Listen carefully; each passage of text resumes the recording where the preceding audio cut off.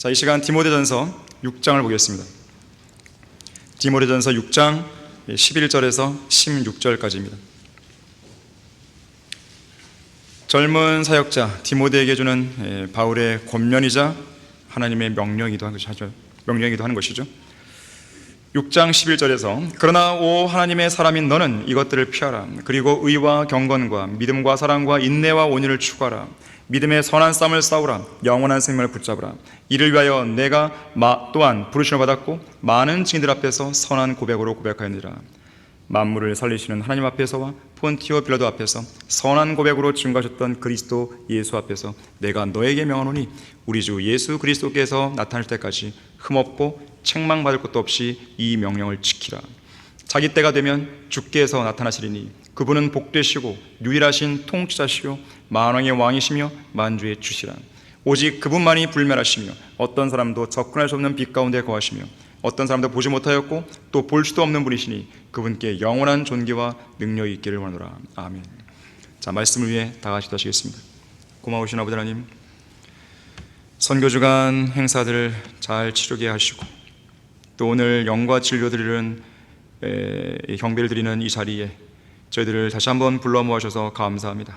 제가 앞서 이야기했듯이 우리의 마음의 매무새를 잘 가다듬게 하시고 주님께만 집중하게 하시며 오직 주님께만 영광을 돌려드리고 주님의 이름만 드높인다는 그 일념으로 이 자리에 우리가 앉아있을 수 있도록 도와주십시오.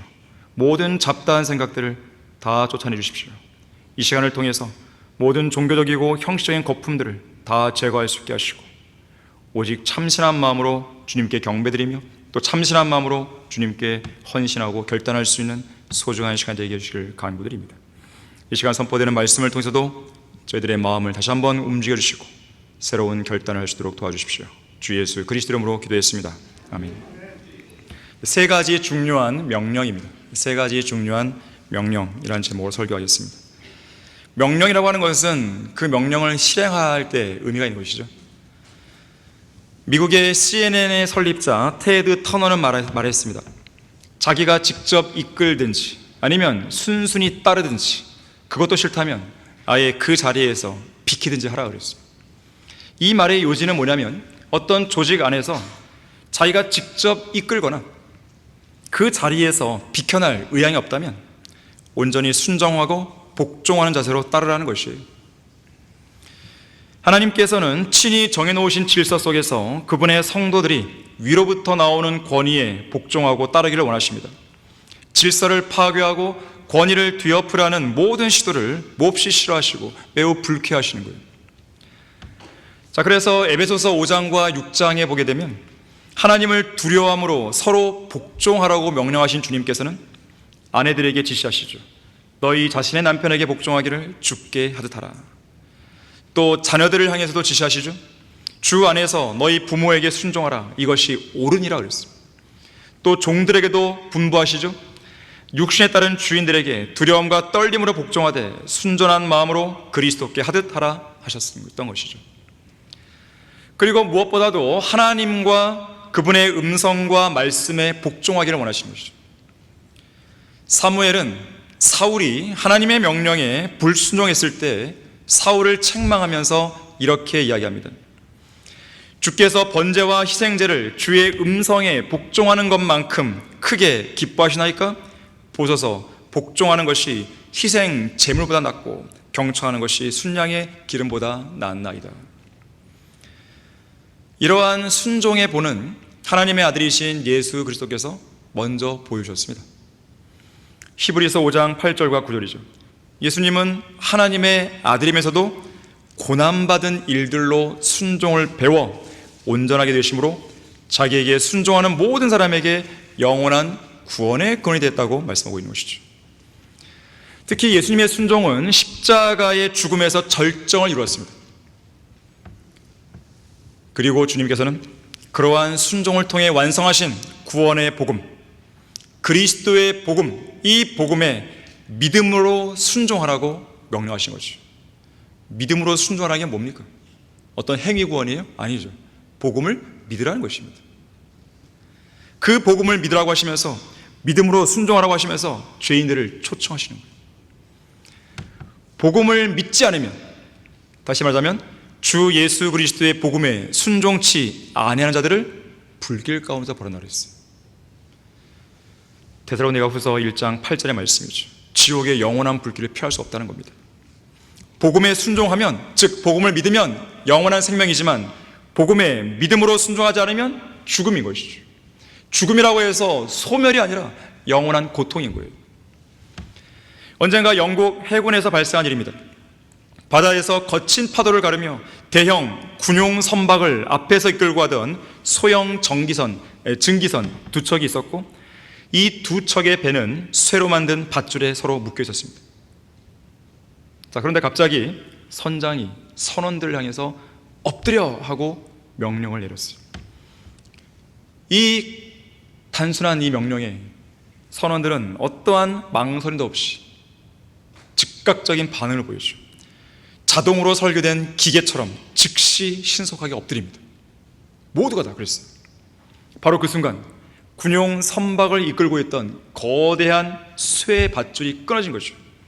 그러면서 이 사람 키만한 그 높이로 소형 증기선 위를 이 쇠 밧줄이 휘잉 하고 지나가는 거죠. 그거 맞았으면 즉사하는 거죠. 하지만 아무도 다치지 않은 겁니다. 전 승무원이 그 명령에 복종해서 즉시 바닥에 엎드렸기 때문에 그렇습니다. 혹시라도 누군가가 아니 왜 엎드려 하는 거야? 바빠 죽겠는데. 그 이유를 물으면서 마냥 서 있었다면 그 사람은 죽는 거죠. 이처럼 하나님의 진노의 칼이 휘잉 하고 거대한 굉음 소리와 함께 전 지구를 휘두르고 있을 때 그리스도의 복음에 순종하여 십자가 밑에 믿음으로 바짝 엎드려서 그리스도의 피를 통한 구속과 자비의 용서를 받은 사람은 영원한 생명을 얻는 거예요. 사는 겁니다. 하지만 완고한 고집 속에 꼿꼿하게 서서 그리스도의 복음에 순종하지 않고 하나님을 대적해 서 있는 교만한 사람은 여지없이 심판의 철퇴를 맞는 것이죠. 그리고 즉사하고 영원한 죽음, 영원한 고통으로 들어가는 것입니다. 자, 오늘 본문에서는 사도 바울이 디모데에게 하나님의 사람으로서 마땅히 해야 할 세 가지 중요한 명령을 주고 있습니다. 이 명령은 단순한 권면이 아니에요. 말 그대로 명령입니다. 이 명령은 만물을 살리시는 하나님과 선한 고백으로 증거하신 그리스도 예수 앞에서 내리는 명령입니다. 이 명령은 유일하신 통치자시오 만왕의 왕이시고 만주의 주시며 불멸하시고 어떤 사람도 접근할 수 없는 빛 가운데 거하시며 눈으로 볼 수도 없는 분, 영원한 존귀와 능력을 지니신 예수 그리스도 앞에서 주는 명령이에요.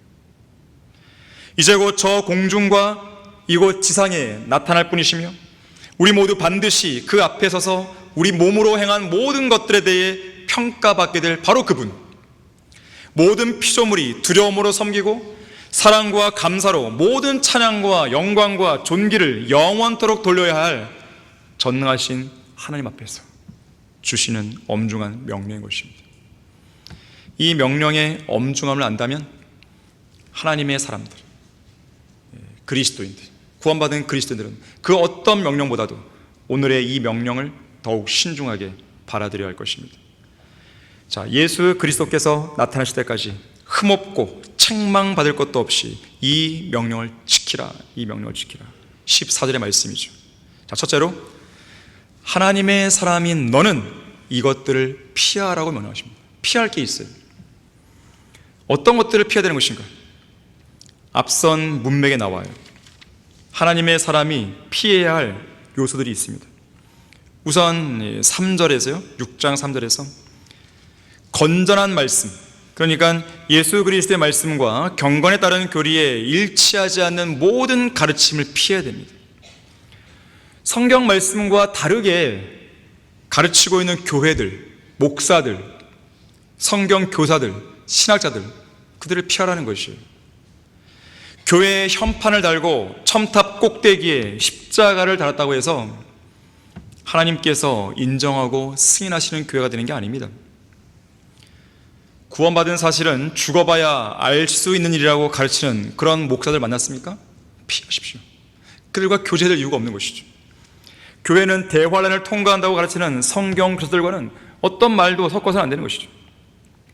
창세전에 하늘나라 갈 사람과 지옥 갈 사람이 예정되어 있다고 가르친다든지, 끝까지 견뎌야 구원받을 수 있다고 한다든지, 구원을 잃어버릴 수 있다든지, 믿음만으로는 구원받지 못하고 반드시 그에 합당한 행위가 필요하다든지, 세례 또는 유아 세례를 받아야 구원받을 수 있다든지, 그런 식으로 가르치는 목사를 만나게 되면 밥도 같이 먹을 필요 없는 것이죠.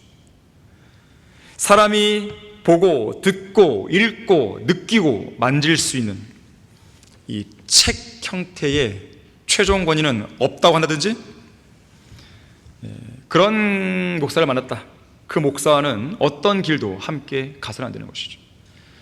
또 성경은 비유적으로 영적으로 해석해야 한다고 가르치는 성경 교사를 만났다든지, 또 교회가 앞장서서 이 땅에 지상 왕국을 세우고 나서야 예수님께서 대립하신다고 가르치는 후천년주의, 무천년주의 목사를 만났다든지, 크리스마스와 부활절을 지키지 않고 주기도문과 사도신경을 하지 않는 교회는 이단이라고 가르치는 성경 교사를 만났다든지, 교단에 가입되지 않은 교회는 이단이라고 말하는 목사를 만났다든지, 방언과 신유를 강조하고 오중복음이니 삼중축복이니 삼박자 구원이니 하면서 그런 것들이 성령의 역사라고 가르치는 은사주의 목사를 만났다든지, 그런 사람들과는 함께 사귈 생각조차 하지 말고 한두 번 훈계하고 권면하는 후에 그래도 견해를 안 바꾼다, 주장을 안 바꾼다, 그러면 거절하시면 되는 거예요.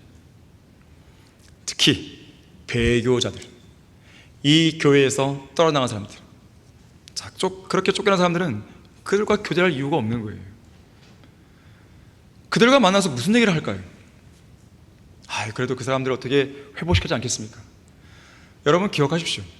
배교자는요, 옛날에 그 사람이 아니에요. 한번 썩은 생선을 어떻게 할 거예요? 그거 안 되는 것이에요. 여러분이 말을 해서 돌아왔다면 그 사람은 진작 돌아왔어요. 이 여기서 선포되는 설교 말씀을 듣고 돌아왔단 말이에요. 과연 여러분의 말이 하나님께서 선포하시는, 이 강단에 선포하시는 그 말씀보다 더 뛰어난 뜻이에요? 그들을 만나서 할 수 있는 게 없어요. 여러분이 만약에 할 수 있다고 한다면 기도밖에 없는 거예요. 기도밖에 없는 거예요. 그들과 만나서 얘기하는 순간 결국 여러분의 귀는 오염되는 것입니다. 결국 피해를 보고 손해를 보는 것은 여러분 당사자예요. 그 사람이 바뀌는 게 아니라 여러분이 바뀌는 겁니다. 바뀐다는 것은 변질된다는 뜻입니다. 참으로 어리석은 사람이에요. 우리 주위를 배회하는 그런 일들이 있어요. 떨어나간 사람들이 주위를 배회하는 거예요. 그러면서 막 문자를 보내고 문자를 돌리고 한단 말이에요. 자기도 뭔가 할 말이 있다고, 해명할 게 있다고. 아니, 간음자가 무슨 해명을 해요? 간음을 내가 했는데, 안 했는데 내가 오해를 받았으면 해명할 게 있는 거죠. 아니, 뭘 했는데 뭘 해명해요? 조용히 가만히 있어야죠. 근데 뭘 해명할 게 있다고 문자를 보내서 만나자고. 또 그걸 또 만나요, 또 가서. 그런 사람의 말이 뭐가 나올까요? 거짓말만 나오는 거예요. 여러분, 배교자들의 말에서 진실이 나온다고 생각하십니까? 안 그렇습니다. 거짓말이 나오는 거예요. 그 사람의 말을 뭘 들어요? 들으면 그냥 귀가 오염되는 거예요. 이소호 목사님이 말씀하신 게 있어요. 대화 속에서 마귀가 개입한다고. 사람이 주고받는 그 말 속에서 마귀가 개입하는 거예요. 나는 괜찮습니다. 괜찮을까요? 그렇지 않아요. 마귀가 단순한 존재입니까? 밥 존스 시니어 목사는 말했습니다. 옳은 길은 항상 올바른 목적지로 이끈다. 옳은 길은 누구와 함께 가도 타협이 아니지만 그릇된 길은 누구와 함께 가도 타협이며 단 한 발자국을 가더라도 타협인다 그랬어요. 또한 4절 말씀에서요, 너무 교만한 나머지 성경적 지식에 관한 아무것도 아는 것이 없는 무지한 교황들, 히브리어나 헬라어 학자들, 신학 박사들, 신학 교수들을 피해야 됩니다. 여러분은 유튜브에 올라와 있는 잡다한 설교나 강의를 듣느라 시간을 낭비해서는 안 됩니다. 저는 그런 사람들을 가끔씩 들을 때가 있어요. 어떤 다른 제도권교회 목사의 설교를 들어봤습니다. 뭐하러 듣죠? 도대체 그렇게 한가할까요? 왜 듣는 거죠? 뭔가 비평하려고? 글을 한번 써볼까요? 글을 쓴다면 제가 이해돼요. 근데 그것도 왜 듣는 거죠? 설교를 듣는다는 명목하에 이 사람 설교, 저 사람 설교를 듣고 비교하느라 시간을 낭비하는 것이죠. 그럴 시간이 있다면 올바르게 보존된 성경 한 장이라도 더 읽어야죠. 진리의 수석들, 우리 230권의 책이 있습니다. 여러분 다 읽었습니까? 솔로몬 연성교재가 100여 권 가게 되는 거예요. 다 읽었습니까? 시간이 그렇게 많은 게 아니에요. 구원받고 나면요, 시간이 부족합니다. 왜? 진리의 말씀을 공부하기 너무 많으니까요. 유튜브에 올라온 동영상 중에는요, 들을 만한 가치가 있는 영상이 거의 없어요. 그저 어떤 양식도 주지 못하고 어떤 도전도, 뜨거운 마음도, 열정도 주지 못하는 설교와 강의들만이 육신적인 사람들의 시선과 주의를 끌고 있는 것이죠. 우리가 인터넷 방송 사역을 하는 이유가 여러 가지 있지만 그 중에 한 가지 이거예요. 성도들로 하여금 쓸데없는 동영상에 눈과 귀를 빼앗기지 않게 하고 성경적 복음과 참된 진리의식을 전파하는 이 방송 사역을 통해서 이 땅의 모든 어리석은 설교자들과 신학자들과 성경자들의 입을 다물게 하기 위해서인 거예요. 이 나라에 가짜 교회들이 많고 비성경적인 교리들이 만연하는 주된 이유가 뭘까요? 그것은 교단의 교세 확장을 위해 난립한 거짓 목사들, 자기들의 배를 하나님으로 섬기는 사꾼 목사들 때문에 그렇습니다. 구원받지도 않고 바른 성경도 없으며 성경적으로 설교할 수도 없고 가르칠 수도 없는 하나님께서 부르시지도 않은 무자격자들이 강단을 차지하고 있으니 저주받을 이단 교리들과 교단 교리들만이 양산되어서요, 소위 기독교계에서 유명하다고 하는 목사들의 입을 통해 일파만파 퍼져나가는 것이죠. 그래서 우리가 강력하게 월간지를 통해서 그들을 비평하는 거예요. 여러분, 우리가 어떤 교인들을 비평하는 거 봤습니까? 우리가 누구를 비평할 때에 그 사람의 인격을 모독하는 비평을 한 거 봤습니까? 그런 적 없어요. 그 사람의 말, 그 사람이 가르치는 교리, 그 사람의 열매, 행동들을 비평하는 것이죠. 그것도 무엇으로요? 성경을 가지고. 어떤 사람은 그래요. 왜 이렇게 교회는 비평만 하냐고. 바울은요, 알렉산더 구리세공자에 대해서 뭐라고 그랬어요? 그가 우리의 말에 대항했다고, 해를 끼쳤다고, 그의 행위대로 하나님께서 갚아주고 한다고. 그럼 바울도 비평했으니까 틀린 건가요? 잘못된 건가요? 바울은요, 베드로에 대해 어떻게 했어요? 면박을 줬어요. 그 자리에서 베드로의 그 중요한 위치가 있단 말이죠. 그가 율법에 따라 위선을 행하는 모습을 보고 다른 사람들이 영향받으면 안 되잖아요. 자, 우리가 비평하는 대상은 누구냐면 제도권교회 소위 유명하다는 그 사람들이에요. 그들이 이 나라 교회들을 망쳤기 때문에 그런 것입니다. 더 이상 망치지 말라고, 잘못된 것들을 가지고 교회를 뒤엎어버리는 그런 행동 하지 말라고 얘기를 하는 거예요. 여러분은 이 교회를 망치는 누군가 있다면 가만히 있을 것입니까? 누군가가 거짓교를 들고 와서 이 교회를 막 뒤집어 엎고 있는데 가만히 있을 것입니까? 변개된 성경, 한글 킹제임스를 흉내내는 짝퉁성들이 막 난무하고 있는데 가만히 있을 것입니까? 그들이 틀렸다고 말을 해줘야죠. 그것이 정의로운 목사의 모습 아니겠어요? 여러분들은 그런 자들의 설교나 강의들, 그리고 그들의 입에서 나오는 말들에 대해서 단 1시간도, 아니 단 1분도 귀를 열지 마십시오. 요즘에는 사람들이 쉽게 영상을 접할 수 있도록 쇼츠를 만들어요. 쇼츠. 짧게 하나의 쇼츠를 보게 되면 그 다음 걸 보고 싶어요. 쭉쭉 계속 올려요. 그러면 1시간, 2시간, 3시간, 4시간, 5시간, 24시간 눈이 막 새빨개져 갖고 여기 충혈돼 갖고 그렇게 보는 거예요. 그리고 교회를 나온 사람도 있는 것이죠. 또한 4절 말씀에서요, 질문과 언쟁, 시기, 다툼, 악담, 사악한 의심을 표현한 것입니다. 로마서 14장 1절에서요, 의심스러운 쟁점을 펴라 했어요.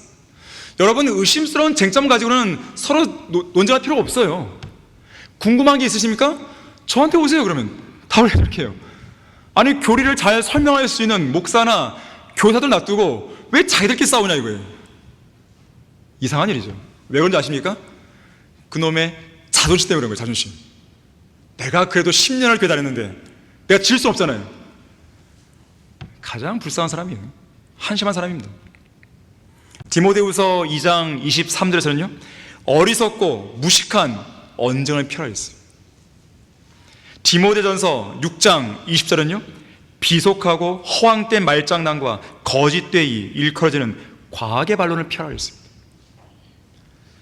이어지는 5절에서는요, 마음이 부패한 자들과 진리를 상실한 자들, 또한 곧 돈을 많이 버는 것이 경건이라고 생각하면서 무익한 논쟁이나 일삼는 그런 사람들도 피해야 됩니다.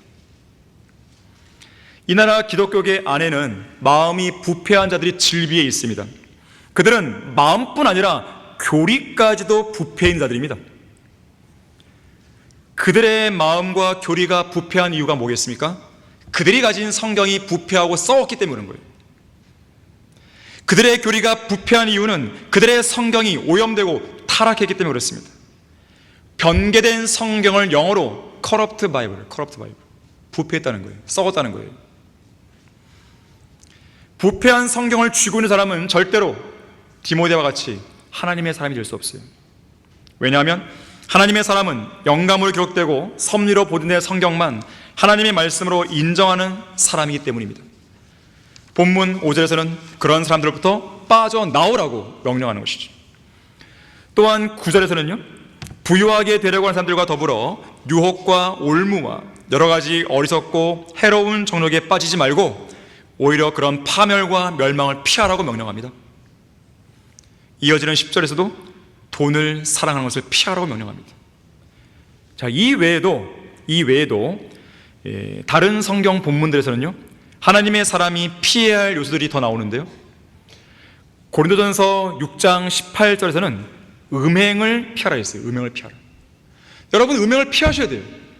영적인 음행이든 실제 음행이든 피하셔야 됩니다. 10장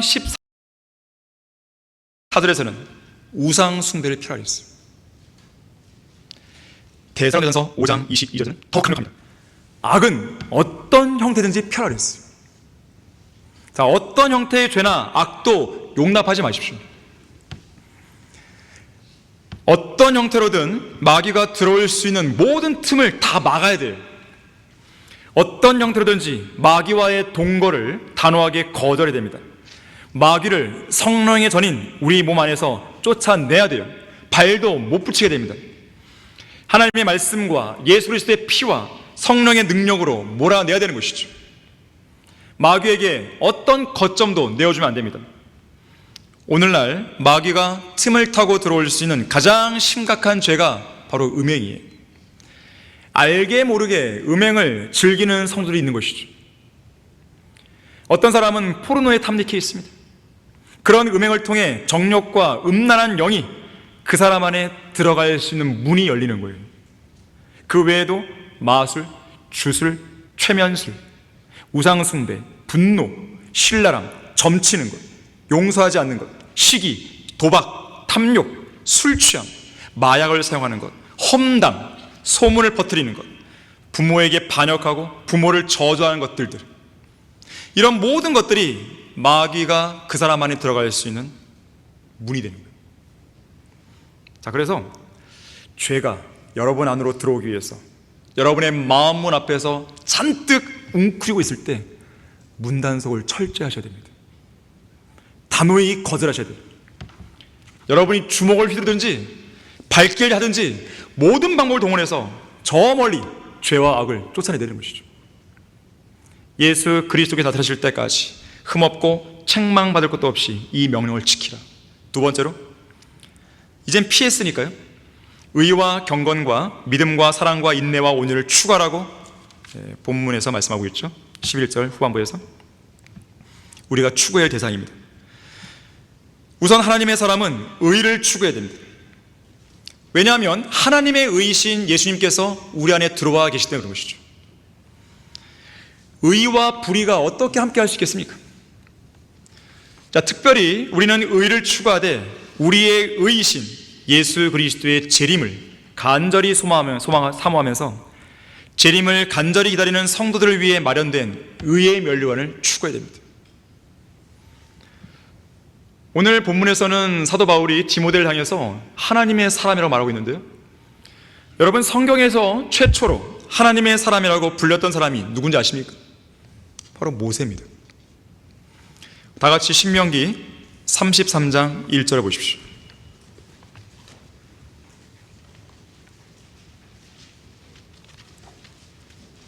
신명기 33장 1절 보시게 되면, 하나님의 사람 모세가 죽기 전에 이스라엘 자손을 축복한 그 복이 이러하니라 그랬습니다.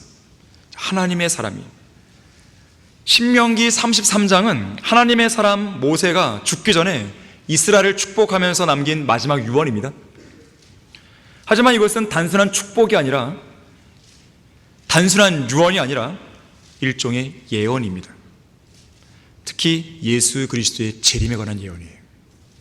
재림을 기다리고 사모하는 성도들에게 의의 연료의 존재라고 앞서 말했는데요, 하나님의 사람이라고 불리는 모세는 재림에 대해 예언합니다.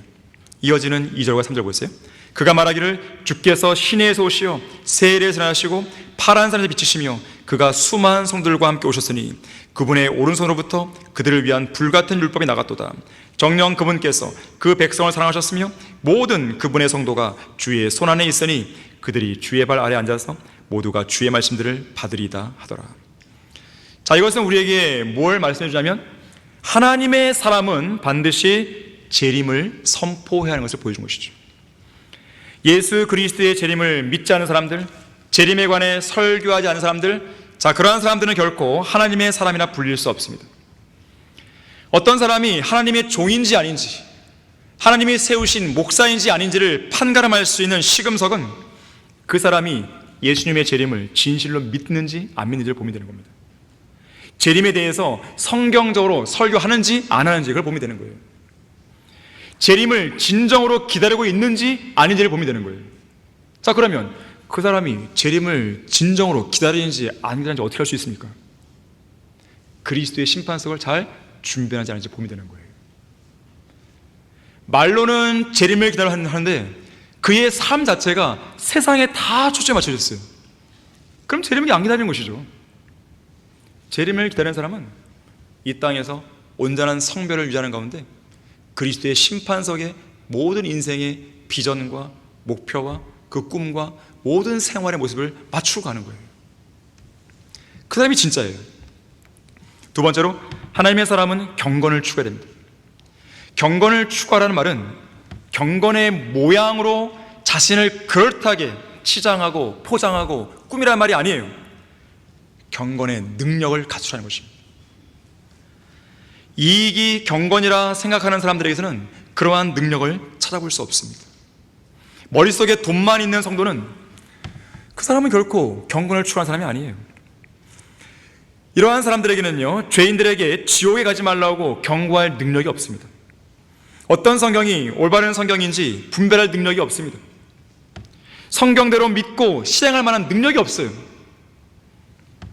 죄로부터 성별하고 세상을 사랑하지 말라고 설교할 능력이 없습니다. 복음을 담대하게 외치고 진리의 기초를 드높이라고 말할 능력이 없는 것이죠. 비성경적인 전통을, 교단 교리를 거부할 능력이 없는 거예요. 제도권 교회에서 나올 만한 능력이 없는 것이죠. 한글 킹제임 성경이 옳다고 하는 사람들이 있습니다. 제도권 교회에 있어요. 하지만 그들은 못 나오는 거예요. 경건의 모양만 있는 것이죠. 말로만 인정하는 것이죠. 그들이 정말 이 성경이 옳다고 인정한다면 나와야 되는 것이죠. 왜요? 성경은 나오라고 했으니까요. 이들은 교인들이 떠날까 봐 두려워합니다. 교인들이 떠나면 헌금이 줄어들거든요. 이들은 이익이 경건이라 생각하는 사람들이에요. 하지만 성경은 뭐라고 말합니까? 경건이야말로, 경건 그 자체가 모든 일에 유익하다고 했어요. 이익이 경건이 아니고 경건이 유익을 주는 것이에요. 그래서 하나님의 사람은 가장 큰 이익을 낳는 경건을 위해 훈련하셔야 되는 것이죠. 경건한 삶은 거저 주어지는 것이 아닙니다. 구원은 믿음으로 받는 것이지만 경건한 생활은 부단한 노력이 필요해요. 훈련이 필요합니다. 자기를 부인하는 훈련이 필요한 것이죠. 나는 죽었다. 나는 죽었다. 죄에 대해, 세상에 대해, 육신에 대해 죽었다고 계속 시해야 되는 거예요. 그리고 나는 하나님께 대해 살아가는 사람이다. 이것이 경건의 훈련의 첫 걸음이에요. 경건이라는 것은 말 그대로 보자면 가들리니스예요. 가들리니스. 신과 같다. 하나님과 일치하는 거죠. 자, 하나님과 일치하는 삶을 살려면 내가 죽어야 되는 거예요. 훈련이 필요합니다. 하나님의 말씀과 기도를 통해 주님과 지속적으로 교제해야 됩니다. 지속적으로 교제하면 나 자신이 죽는 게 쉬워져요. 여러분이 말씀과 기도 생활을 안 하게 되면 힘들어요. 죽여야지 이게 안 되는 거예요. 하나님을 첫째로 사랑하고 두려워함으로써 경건의 훈련을 게을리하면 안 되는 것이죠. 경건의 훈련을 포기하는 순간 육신적인 사람으로 전락하는 건 시간 문제입니다. 세 번째, 믿음을 추구해야 돼요. 성도에게 믿음은 너무 중요하죠.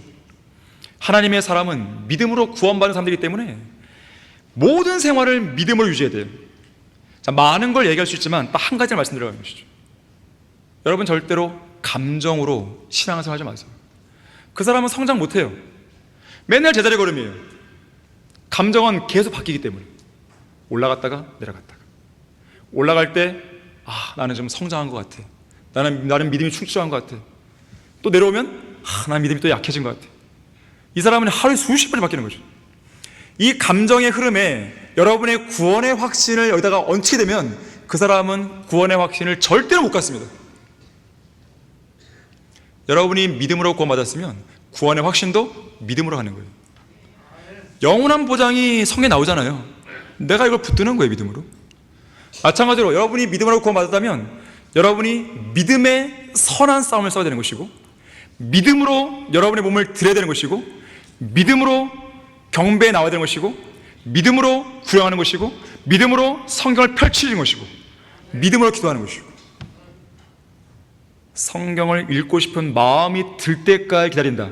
그 사람 평생 성경 못 읽겠습니다. 기도하는 마음이 들 때까지 내가 절대 나 기도 안 한다. 그 사람 평생 기도 못해요. 그래도 구령하고자 하는 마음이 좀 생겨야죠. 절대 못합니다. 구령하고자 하는 마음은요, 여러분의 믿음으로 몸을 가지고 나가서 구령할 때 마음이 생기는 거예요. 실제로 그렇습니다. 복음을 전파할 때 십자가의 능력이 나타나는 것이거든요. 그 능력은 죄인들을 구원하는 능력뿐만 아니라 나를 바꾸는 능력이에요. 용기가 생깁니다. 담대해지는 거예요. 여러분의 영적 생활이 침체에 빠졌습니까? 당장 복음을 들고 구령하러 가세요. 어떤 변화가 일어나는지. 여러분이 침체에 빠졌습니까? 그럼 의지를 들여서 성경을 펼쳐서 하루 종일 읽어보세요. 한번 하루 종일 기도 한번 해보세요.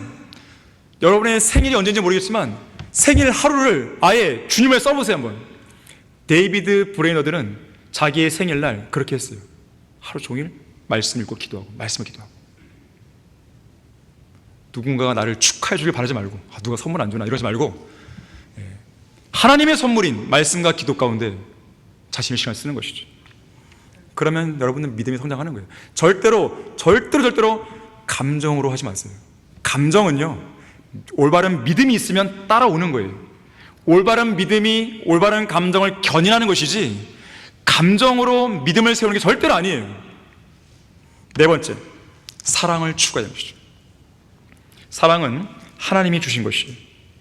소망이 부끄럽지 않은 것은 우리에게 주신 성령에 의하여 하나님의 사랑이 우리 마음속에 부어졌다 그랬어요. 저는 사랑 못하겠는데요. 아니에요. 사랑이 부어진 거예요. 지금 그건 나의 사랑이 아니에요. 하나님의 사랑이. 우리가 할 일은 그 사랑을 믿음으로 주장하고 그 사랑으로 내가 절대로 용서할 수 없고 사랑할 수 없는 그 사람을 내가 사랑해야 되는 것이에요. 하나님의 사람은 구원받기 이전에는 결코 하지 못했던 사랑을 이제는 할 수 있게 되었습니다. 돈을 사랑하고 자기 자신을 사랑하고 정욕들을 사랑하고 세상을 사랑했던 그 사람이 이제는 제대로 된 사랑을 하게 된 것이죠.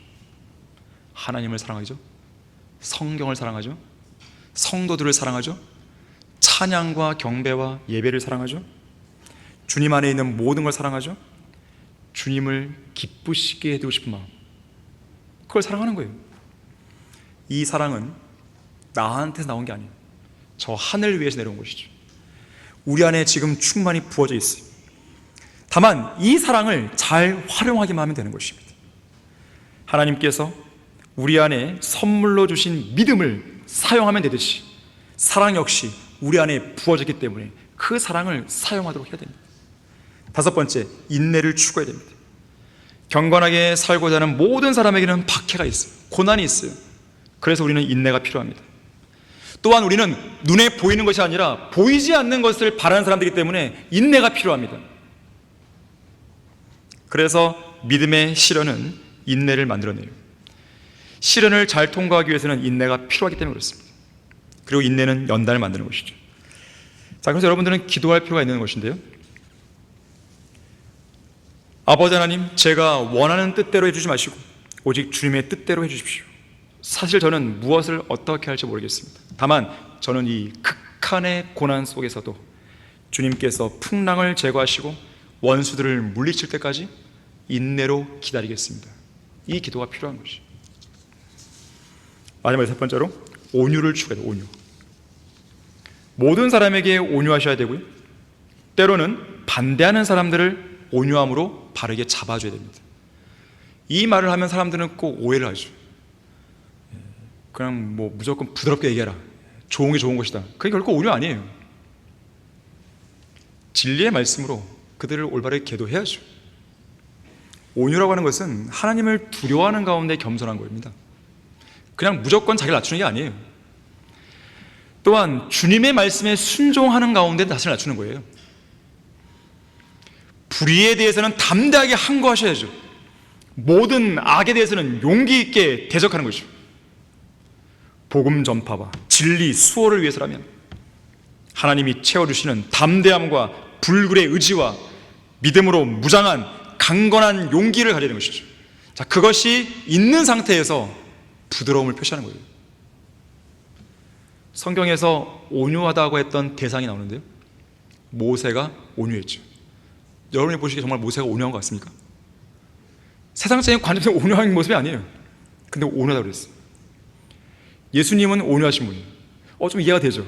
그런데요, 온유하신 예수님께서 독사들의 세대라고 그랬어요. 온유하십니까? 지옥에 대해 설교했어요. 온유하십니까? 온유가 뭔지를 아셔야 됩니다.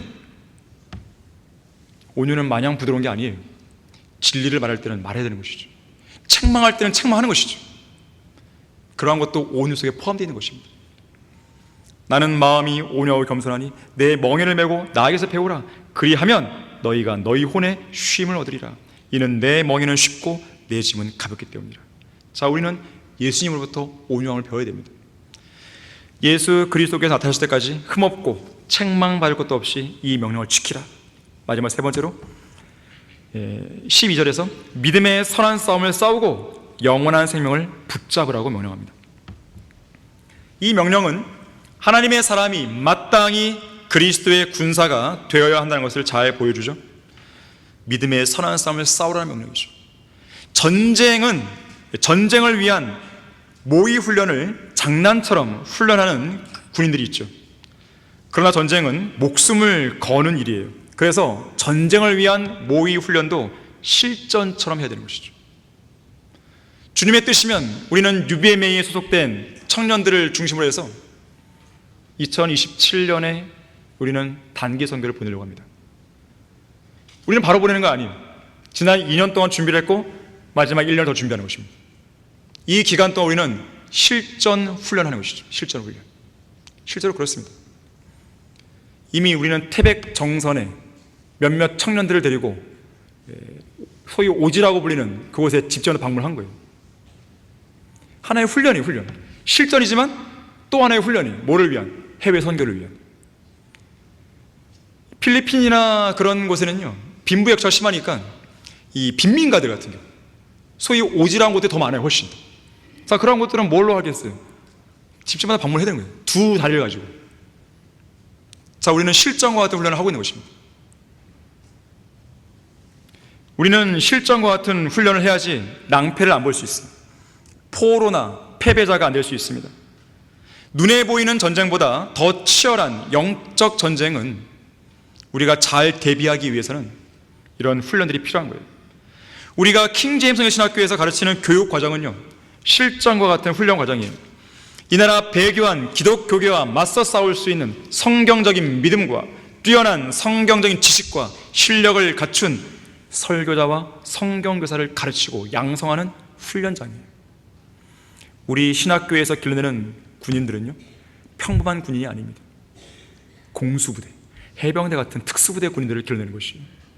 매 학기 12과목씩 3년 6학기 동안 총 72과목을 교육하면서 성경 66권 전체에 대해 지식을 고루 갖추게 하는 것이죠. 언젠가 목사님께서 밥을 먹고 있다가 학점당 금액, 학점당 우리 등록금 금액이 얼마냐 이렇게 물어보셨어요. 갑자기 소화가 안 되는 거예요. 네. 갑자기 물어보니까 막 생각이 막 버퍼링이 나요. 버퍼링. 빠르게 막 계산했어요. 그래서 우리 이제 한 학기 등록금이 있으니까 72가 나눠야 되는 것이죠. 얼마입니다. 딱 했어요. 너무 싸, 너무 싸. 무슨 말인가 하면요, 반면에 무슨 말인가 하면 그만큼 많은 과목을 가르쳐주는 거예요. 한 학기에 12과목을 그렇게 가르치는 학교 없습니다. 없어요. 더욱이 우리는 성경 자체를 가르칩니다. 성경 자체를. 시간만 주어지면 다 가르칠 수 있어요. 성경 주시고 다 가르칠 수 있어요. 이 책 한권 다 알릴 수 있단 말이에요. 시간이 없어서 문제죠. 하지만 제한된 시간 안에서 최대한 쓰는 거예요. 이 학교에서 가르치는 교수진은요, 자기의 강의 시간에 단 1분도 허투루 안 씁니다. 그건 들어본 사람이 아는 거예요. 다른 신학교 강의실은요, 자기 얘기했다가 뭐 얘기했다가 쓸데없는 말 했다가 또 돌아왔다 했다가 뭘 배운지 모르는 거예요. 돈이 아깝습니다. 돈이 아깝습니다. 여기는 그렇지 않습니다. 한 학기에 12과목, 상당히 많은 과목이에요. 우리는 강도 높은 훈련하는 것입니다. 그럴 수밖에 없어요. 시간이 없기 때문에. 여유가 없습니다. 우리는 일꾼들이 부족합니다. 누구에게 일꾼을 맡길 수 없어요. 우리는 극소수예요. 기껏해 여기는 많아봤자 400명이에요. 전국을 본다면 500명, 600명밖에 안 되는 것이에요. 우리는 모두가 다 일꾼이 되어야 돼요. 모두가 다 일꾼이 되어야 됩니다. 누군가에게 당신이 일꾼하세요, 저는 기도만 해주겠습니다, 그럴 겨를이 없어요. 그럴 겨를이 없어요. 시간도 없고 자원도 부족합니다. 한 사람 한 사람을 아주 강력한 일당 100, 일당 1000, 아니 일당 그 이상을 만들어내는 것이죠.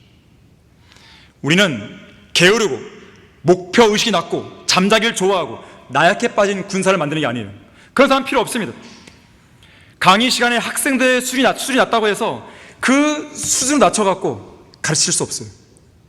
마땅히 가르쳐야 할 수준으로 가르치는 거예요. 그리고 올라와야 돼요. 올라와야 돼요. 이걸 낮추는 순간 우리 신학교는 무너지는 것입니다. 일꾼 못 나옵니다. 우리는 이번에 7명의 아주 소중한 일꾼들을 길러낸 것이죠. 베테랑들을 만드는 것이죠. 하나님의 사람들은 믿음의 선한 싸움을 위해서 하나님께서 소집한 군인들이에요. 여러분은 군인이에요. 자매들도 군인이에요. 형제들도 군인이에요. 우리는 그리스도의 군사입니다. 바울은 마지막 죽음의 문턱에서 내가 선한 싸움을 싸우고 달릴 길을 마치고 믿음을 지켰으니, 자, 우리 모두의 고백이 이렇게 돼야 돼요. 믿음의 전장을 누비면서 용감하게 싸우다가 영예로운 최후를 맞겨온다면 바울과 같은 생애를 살아야 됩니다. 러크만 목사님은 이렇게 말씀했어요. 주님께서 나에게 계속해서 강인한 힘과 시력을 주시는 한 나는 주님을 위해서 무언가를 계속 해나갈 것이다. 비록 지금은 시력이 약해지고 있지만 그 시력이 남아있는 한 나는 계속해서 주님을 섬길 것이다. 버마의 선교사 아도니람 저드스는 62세의 나이에 버마를 향한 마지막 항해에서 숨을 거둘 때까지 38년 동안 영적인 전장에서 열심히 싸웠습니다. 요한 웨슬리는 87세의 나이에 병석에 눕기 전 마지막 설교를 하기까지 53년간 계속해서 주님을 위해 싸웠습니다. 조지 뮬러는 인생의 마지막까지 수요 기도회를 인도하고 다음날 아침 93세의 나이에 숨을 거둘 때까지 66년 동안 주님을 위해 끝까지 싸웠습니다. 찰스 스펄전은 1891년 6월 7일에 마지막 설교를 하기까지 40년 이상 주님을 위해 인내와 끈기로 싸웠습니다. 이성호 목사님은 마지막 설교를 2021년 11월에 11월, 제가 날짜를 정확히 기억 못하는데요, 11월 16일경에 했습니다. 여기 앉아갖고 그때 몸 힘이 다 빠진 상태에서 앉아서 몸에 병을 가지고 끝까지 책임을 지십니다. 끝까지. 하나님께서 세우신 일꾼들은 끝까지 경주를 완주합니다. 그들은 단 한 번도 자신에게 주어진 칼, 자신에게 주어진 어떤 사역을 제멋대로 중간에 내려놓은 적이 없어요. 내가 선한 싸움을 싸우고 달려야 할 길을 마치고 믿음을 지켰습니다. 이 고백을 할 때까지 각자가 달려야 할 길을 달렸던 것이죠. 자, 몸이 약하다든지 지식이 부족하다든지 나이가 많다는 사실은 우리가 영적 전쟁에서 싸우지 못하는 이유가 될 수 없습니다. 나의 생명의 호흡이 붙어있는 한 우리는 싸우는 거예요. 빌리 선데이는요, 자기가 너무 나이가 들어갔고 자기가 주먹과 발에 죄와 싸울 힘이 없을 때, 그때는 나는 잇몸으로라도 싸워서 내가 죄를 이기겠다, 그렇게 했어요. 마지막 전쟁 종료를 알리는 휴거의 마지막 나팔이 울리기 전까지는 계속 싸워야 되는 것이죠. 자, 그런가 하면 하나님의 사람은 영원한 생명을 붙잡고 살아야 됩니다. 이 말씀은 오해하시면 안 돼요. 영원한 생명을 얻기 위해서 인내의 행위로 끝까지 견디라, 그 말이 아니에요. 왜냐하면 교회 시대를 사는 하나님의 사람들은 예수 그리스도의 구속을 통해 이미 영생을 가진 사람들이기 때문에 그렇습니다. 이 영생은 그리스도 안에서 영원히 보장되어 있는 것이에요. 어떤 상황에서도 이 영생을 잃어버릴 수 없습니다. 자, 그래서 영생이 보장된 하나님의 사람에게는 영생에 대한 즐거움을 충분히 누리는 일만 남은 것이거든요. 자, 그래서 영원한 생명을 붙잡으라는 이 말씀은 바로 이런 의미에서 하는 것이죠. 영생에 대한 즐거움을 충분히 누리라는 그 의미에서 주는 명령입니다. 궁극적으로는 교회의 휴거 이후 우리가 반드시 서게 될 그리스도의 심판석에서 온전한 상급과 유업을 받았을 때 하나님이 주신 영원한 생명을 실제로 누리게 될 것이죠. 그때 가서야 비로소 우리에게 주어진 영원한 생명이 실감이 날 것입니다. 실제적인 현실이구나, 그렇게 느낄 만큼 눈에 보이도록 구체적이고 실제적인 현실이 되는 것을 경험할 것이에요. 그러나 중요한 게 있습니다. 예수 그리스도를 믿은 이후로 각자 자기 몸으로 행한 것들에 따라 받게 될 상급과 보상의 정도는 사람마다 다르겠죠. 그리고 그로 인해 누리는 영원한 생명에 대한 즐거움도 사람마다 달라질 것입니다. 자, 영원한 상급과 유업을, 보상을 많이 받은 사람과 적게 받은 사람이 느끼는 영생에 대한 즐거움은 차이가 있겠죠. 아예 아무것도 못 받는 그런 사람들과도 차이가 크겠죠. 자, 개근상을 받은 졸업생과 우등상을 받은 졸업생과 기쁨이 똑같을까요? 똑같은 사람은 좀 생각이 없는 사람이고요. 예. 다르죠. 그리스도 심판석에서 영예로운 그 상급이 주어진 그 자리에서 다른 사람들보다 내가 더 많은 상을 받았어요. 얼마나 기뻐요. 이 즐거움, 바로 그 영생의 즐거움에 관해 얘기하는 것이에요. 그러한 영원한 생명을 붙잡고 살아가는 것입니다. 그렇게 붙잡고 살아야 그리스도의 심판석을 준비하죠. 아, 그래, 이제 곧 온다 이거죠. 이제 곧 이 땅의 생활 끝나고 영원히 온다 이거죠. 그때 내가 누릴 그 즐거움을 위해서 내가 이 땅에서 내가 사는 것이에요. 그러한 관점에서 영원한 생명을 붙잡으라는 것이에요. 그런가 하면 영원한 생명을 얻었음에도 불구하고 마치 영원한 생명을 얻지 않은 사람처럼 사는 성도가 있습니다. 몸은 분명히 옛날 교회들과 거짓 교리들과 세상적인 죄들로부터 성별했는데 여전히 머릿속 생각과 마음은 성별되지 않은 성도가 있는 거예요. 몸은 교회에 와 있는데 마음과 생각으로는 하나님께 경배를 드리지 않는 성도가 있는 것이죠.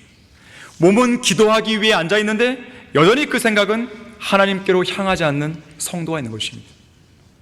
이러한 성도들은 영혼을 온전히 붙잡고 있는 사람들이 아니에요.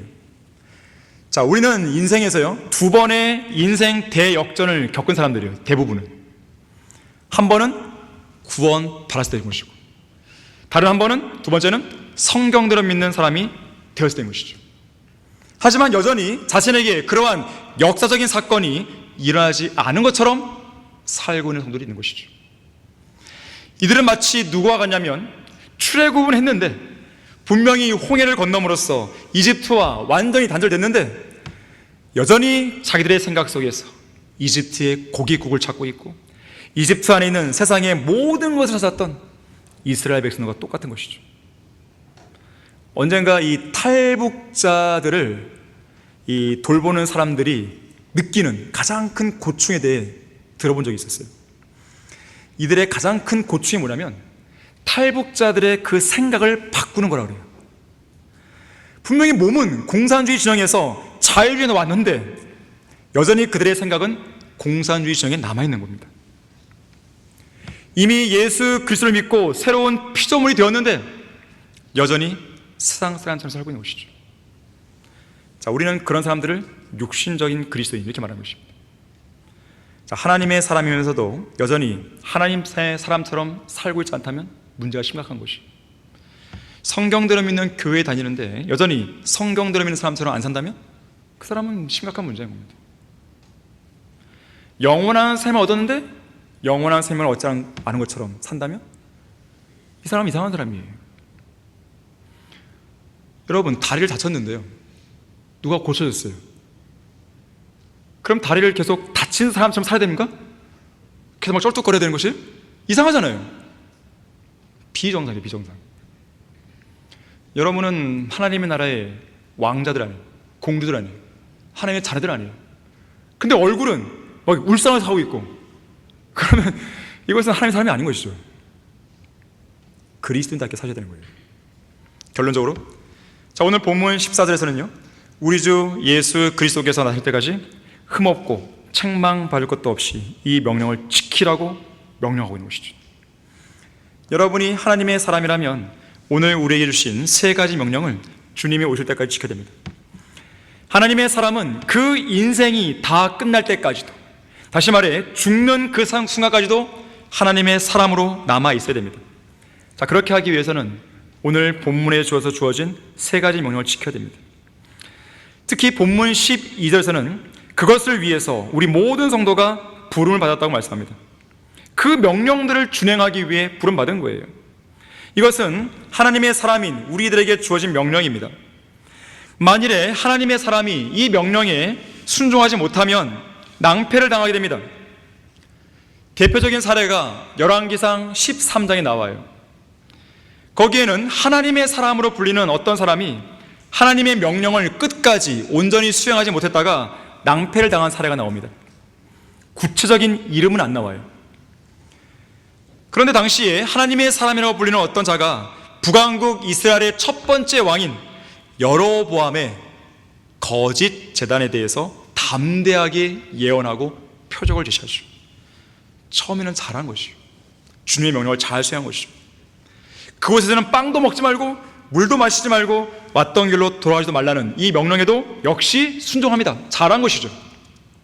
하지만 돌아가던 길에 잠시 방심한 사이 어느 늙은 거짓 선자의 거짓말에 속아서 주님의 명령을 어기고 말죠. 그 결과 사자에 의해서 죽임을 당합니다. 이 사람의 문제가 뭐겠어요? 하나님의 사람으로서 하나님의 명령을 끝까지 지켜야 되는 것인데 마지막 그 순간에 명령을 저버리고 거짓 선자의 말에 귀를 내어주고 만 거예요. 그리고 사자에 의해서 죽은 것이죠. 사자는 성경에서 누굽니까? 마귀죠, 마귀. 여러분은 결코 삼킬 자를 찾아 두루다니는 울고 있는 사자인 사탄에게 죽임당하면 안 되는 것이죠. 오직 끝까지 하나님의 명령을 준수하는 하나님의 사람으로서 생을 마쳐야 되는 것입니다. 자, 지금처럼 더 어둡고 더 부패했고 더 위선적이고 더 썩었던 시대는 없었습니다. 그러나 빛이라고 하는 것은 가장 어두울 때 더 빛이 나는 것이죠. 하나님의 명령을 실행하는 하나님의 사람은 가장 배교한 시대에 가장 강력한 빛을 발휘할 수 있습니다. 매 시대마다 하나님을 첫째로 사랑하고 첫째로 두려워하는 하나님의 사람들이 있어 왔지만 지금처럼 하나님의 사람들이 더 절실하게 요청된 적은 없었습니다. 하나님께서는 지금 그러한 사람을 찾고 계십니다.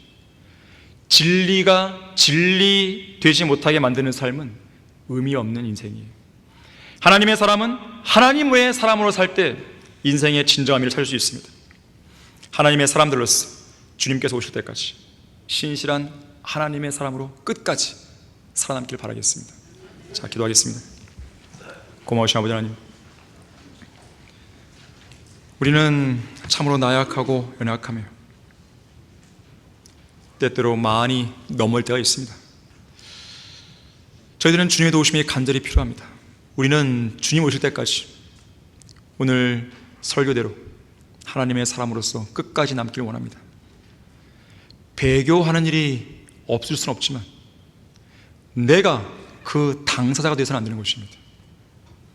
이 자리에 앉은 성도들, 오늘의 세 가지 명령을 마음속 깊이 새기는 가운데 끝까지 다시 달려가야 할 이 믿음과 이 경주를 온전히 마칠 수 있도록 도와주십시오.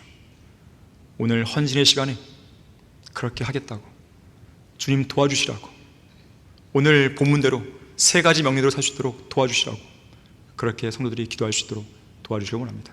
주 예수 그리스도 이름으로 기도했습니다. 아멘.